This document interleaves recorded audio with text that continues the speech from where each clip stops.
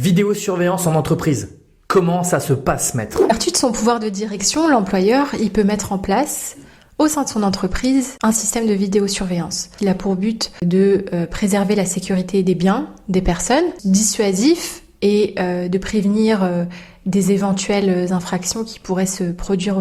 L'employeur, il n'est pas libre à 100% avec ce système de vidéosurveillance, puisqu'il doit définir un objectif qui soit justifié et nécessaire pour mettre en place cette vidéosurveillance. Ce système de vidéosurveillance, il touche le droit au respect de la vie privée du salarié.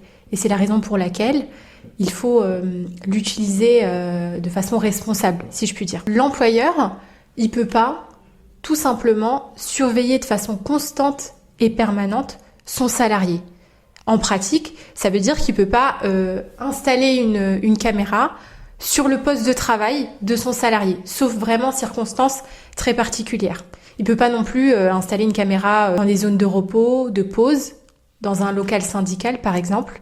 Il peut par contre installer un système de vidéosurveillance dans les entrées, les sorties du bâtiment, dans les voies de circulation, dans les issues de secours, dans des zones où on stocke du matériel, des marchandises, tout simplement pour avoir une visée d'amélioration de sa productivité. On peut pas aussi mettre en place un système de vidéosurveillance sans que le salarié ne soit informé, pour pas que demain on puisse nous dire vous m'avez filmé à mon insu. Ça, c'est la première chose. Ensuite, s'ils existent, les institutions représentatives du personnel, elles doivent être informées et consultées sur cette mesure de vidéosurveillance. De plus, la captation d'image, elle a une durée limitée, donc elle doit être conservée pendant une période déterminée. Enfin, c'est l'employeur qui choisit la personne qui sera responsable d'avoir la possibilité de consulter ces images de vidéosurveillance.